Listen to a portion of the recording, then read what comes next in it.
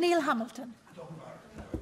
Well, I appreciated the First Minister's joke about not putting our eggs in one Brexit, but I fear comedy isn't his strongest suit because he's so melodramatic in these debates. The doom and gloom which comes out of his mouth is really quite extraordinary. You know, he's, I think, modelling himself more on Private Fraser in Dad's Army. We're doomed, we're doomed. And his colleague across the chamber is, I think, modelling herself on the comic character from the radio show Itmar, Mona Lott, who was the lugubrious laundrywoman. It's being so cheerful as keeps me going. Every silver lining has a cloud, is the way they look at it. And this is the extraordinary thing. You've only got to read this document, the white paper, to see where it's coming from. Right at the start, almost, replacing the single market participation with World Trade Organization rules could result in a UK economy up to 8 or 10% smaller than it would be otherwise. Yes, of course.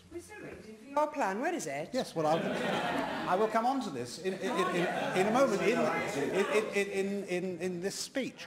But how on earth could moving to WTO rules from single market rules, where there would be an average tariff of less than 3.5%, possibly produce a fall in the size of our national income by 10%, given that our total exports to the EU are only 12% of GDP. This is absolutely economically illiterate. And the vacuity of this document is really beyond description. The idea that this is a plan, as the Honourable Lady says, is just absurd. And might I remind her that the government has set out its broad negotiating position, and as the great German military strategist Helmut von Moltke once pointed out, kein Plan überlebt die erste Feindberührung. That shows my European credentials. No battle plan survives first contact with the enemy. So there is no point in trying to have a meticulously thought out plan for these negotiations. The government's broad position is the sensible one, which apparently there is agreement throughout this Assembly for, that what we want to achieve, in the words of, that the First Minister quoted, was frictionless trade between the EU, things much as they are now in terms of trade between us. And it's very much in the EU's interest for that to happen. We have a £61 billion trade deficit with the EU in 2015. It's massively more in their interests than in ours to preserve free trade between Britain and the rest of Europe. Thank you very much. Thank you very much for giving it way. Will you accept, though, that there is a specific Welsh context to our exit from the EU that this white paper seeks to address, including that small point of Wales being a net exporter to the European Union? Well, of course, different markets and different products will be affected by exiting the EU unless we continue the trading arrangements which we have at the moment. That's why it is, of course, right that the Welsh Government should feed into the negotiating process. But the Welsh Government has no interest, actually, in feeding into this negotiating process. They start from the opposite end of the negotiation as far as the British Government is concerned. They say in this document, any restrictions on the freedom of movement of workers would severely impact Wales's ability to access all sorts of things. And the bottom line for the First Minister, and I presume for Plaid Cymru as well, is that there must be free movement of workers throughout the European Union. Their ability should be unfettered to come to this country, not just to take up offers of work, but also to look for work. That is what free movement requires under the EEA rules. This is what happens in Norway, and Norway is, of course, part of the Schengen Agreement as well, which would actually make things worse if we adopted the Norway model as recommended by the First Minister the other day. You have to accept that the referendum result on the 23rd of June was overwhelmingly motivated by fears on the part of the British public and the Welsh public on migration. If you ignore that, you ignore it at your peril. And I give you that piece of free advice to take to heart. We don't know whether the EU is going to do the sensible thing. The ball is in their court, not in ours. We've said what we want to do. We want to carry on trading with them in as free a way as we do at the moment. In almost every single sector of our trade with the EU, Britain is heavily in surplus. Let's take lamb, which the Honourable Lady mentioned in the course of her speech. The figures on agricultural products are very illuminating, actually. Our exports of lamb to the EU, I've only got UK figures, I haven't got Welsh figures, but the UK figures are £392 million a year imports of lamb from the EU, £302 million of exports. We have a deficit of £90 million a year in lamb. We could afford, with the Brexit dividend, the £8 billion that we currently give to Brussels to spend on agriculture and other things in other parts of the EU. We could afford to buy lamb for every single person in this country and give it out for nothing if we wanted to. That is what, it's an option that we as elected legislators will have. We will be responsible for our decisions in this place and those at Westminster, and we will be accountable to the people. That is something which is, of course, lacking as a result of the demographic deficit in the EU. I give way. Giving away. Can you explain to me how giving lamb away produces a sustainable market for my hill farmers? Well, of course, David Thompson's hill farmers are the same as my hill farmers, but of course I'm not actually Mid and West Wales, if the Honourable Lady hasn't discovered, does include Dwfwa Meirionnydd. Can I just say at this point, that's the third time you referred to an Honourable Lady. Nobody is honourable in this chamber. We are all equal.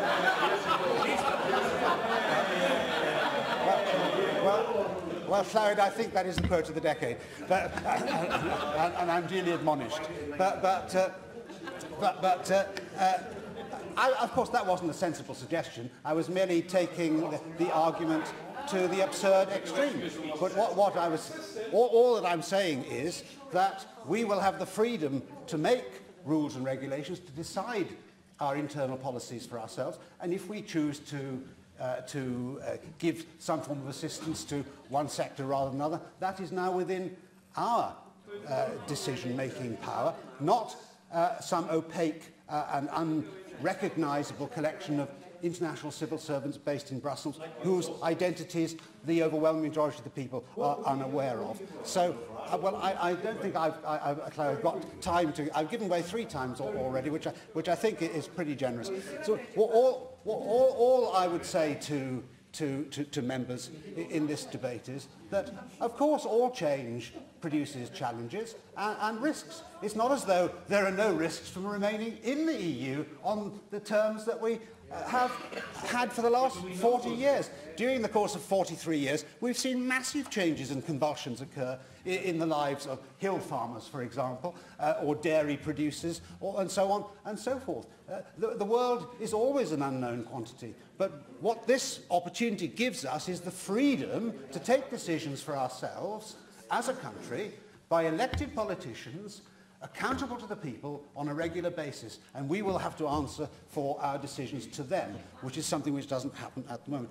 Given that we are in such substantial deficit in our trade with the EU and in surplus of our trade with the rest of the world, being part of the customs union, in fact, would be a huge inhibition upon the freedoms which Brexit gives. Not only do I think that it would be foolish for us to sacrifice free trade in the EU, although that's not within our power to control. That's an EU decision which perhaps the First Minister could assist the British government in achieving by having contact with his socialist colleagues on the continent, and a united front on the part of all parties in these negotiations will be advantageous to us. But as regards trade with the rest of the world, being in the customs union would mean it would be impossible for us to conclude any form of trade agreement with the United States, which President Trump, whatever you think of him, seems anxious to bring about, and many other countries as well, whether it be Australia, New Zealand, India, China, are there also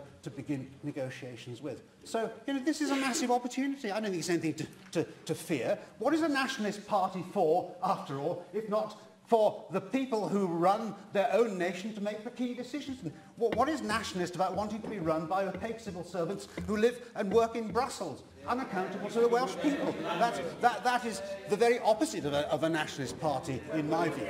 But I think I must now conclude my remarks, because although this is a 2-hour debate, I mustn't take up more time than I have already. And I'm sure, I don't know whether we'll have any more of these debates, but, I'm sure the points will recur nevertheless. So all I would say is that you know, this is an opportunity for us, not a threat. It's ours to make the best of or the worst of. If we go into the negotiations and if we go into the future with a spirit of pessimism, and oh, we can't do this, the fifth largest economy in the world is incapable of surviving on its own strengths, then, of course, we will not get the best out of it. From a second position, what about Wales? If he hasn't noticed, Wales is part of the United Kingdom and is likely to remain so. And therefore, Wales must accept the reality that we are part of a wider negotiation. The idea that Scotland could be independent for these purposes is absurd, and the preposterous suggestion we should have a separate visa regime for Wales, as was mentioned earlier on, is of course completely impractical. If you do need to wind up now. Yes, and that is because, as part of a unitary state, albeit with devolved parliaments and assemblies, we have to accept the United Kingdom negotiates on behalf of the entire country. But Wales has everything to hope for, I think, and everything to gain from a positive attitude towards the Brexit negotiations and the opportunities which are available in the wider world.